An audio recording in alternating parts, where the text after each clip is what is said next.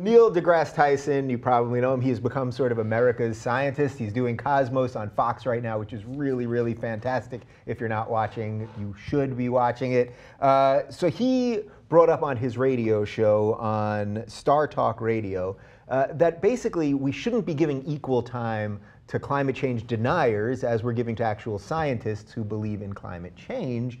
He was talking to CNN's Miles O'Brien. Let's take a listen. Accuracy in journalism, that leads to, what's this phrase? Is it fair and balanced? I had to ask Miles, what's this fair and balanced movement that we've been hearing about? Let's check it out.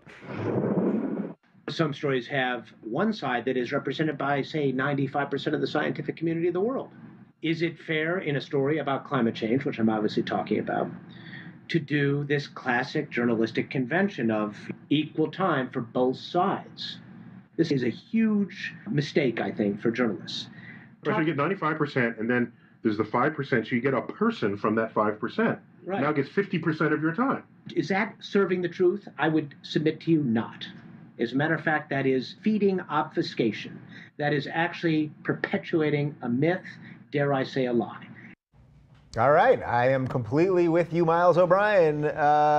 Here's the thing, if you watch Cosmos, every animated section of Cosmos is and I'm not saying that any of these people are right. If every animated section is about how this guy said something that no one believed and no one would listen to him, and had they not listened to that, had they, continued not to listen to this 1%, then we would never have gravity or whatever the hell. So there's something fundamentally wrong about the logic here. Yes, I get that, you're using their own argument against them. Climate denial. There's a better argument against letting idiots speak. Yeah. Than this one. The logic here doesn't play out, because every scientific idea that has ever been adopted on the large scale started with a small scale. So you can't go with the 95-5 aspect of it. 100% of people thought the world was flat until they proved it wrong. So that's just a logical thing that I think deGrasse Tyson can get back. Also, if you watch this show, the Cosmos, you get that thing,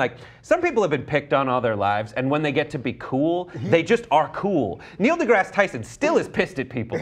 He is now meting out his vengeance on folks, and he takes way too long on the Cosmos to talk about these idiot climate deniers. All right, take I do agree with you. There is a 5% rubbing in their nose kind of thing. I don't mind it. What do you think? When we talk about climate change, or what CNN and all the networks basically do all the time, is they give 50-50 no matter what. One is based in science. If 97% of the scientists agree, it seems like the other guy shouldn't get 50%, right? Yeah, I mean, fair and balanced journalism. But are we talking does that mean that Fox just doesn't exist as a news reporting channel? Because I feel do they provide a 50-50 fair and balanced? I'm sure they're not giving 50% right. to, we could probably find the numbers, but I doubt they're giving 50% to the climate change scientists. I mean in general journalism. Oh. If he's talking about journalism is supposed to be based on, an equal time and perspective of viewpoints or accuracy at all. I just don't feel as though Fox should even be existing in this world if that's the case.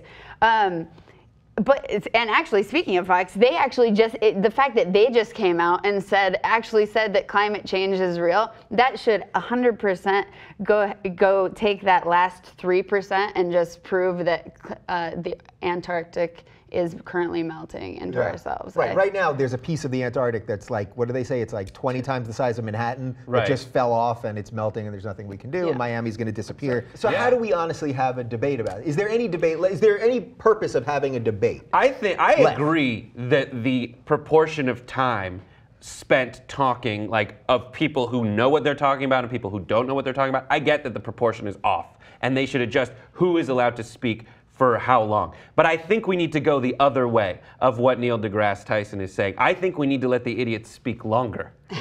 Because that's the most entertaining thing for me. Give them 95% of the time, because it's entertaining, because it's so stupid, and then you let an idiot talk for long enough and they'll put their foot in their mouth and they'll expose how stupid they are. So that's sort of the theory that, Bill Nye, the science guy, did the debate with the guy from the creation thing, and he believed that Jesus was riding a dinosaur, basically, and a lot of people, that's what they were saying. Well, he just let him hang himself. So that's your... I also like John Oliver did that thing where he brought on 97 scientists to debate against 3 non-weirdo Jesus's. Should we have a scientist be president? We were just talking about we could maybe have a gay president. Do you think maybe it's time that we have an actual gay scientist? A gay scientist. That's a very niche. Yeah. No, really. Do you think we need book. like a scientist president, like someone who's actually based in fact and not in the rest of this nonsense? Not in money or emotion. Yeah. I think that would be a great idea. I'm going to take the next couple months to go get my doctorate, and I will be back for my run. Do you want to tell the camera again like you did the last segment? Yes, I will be studying very hard for the next 4 months. Don't worry, I'll be back. To be your first scientific lesbian president.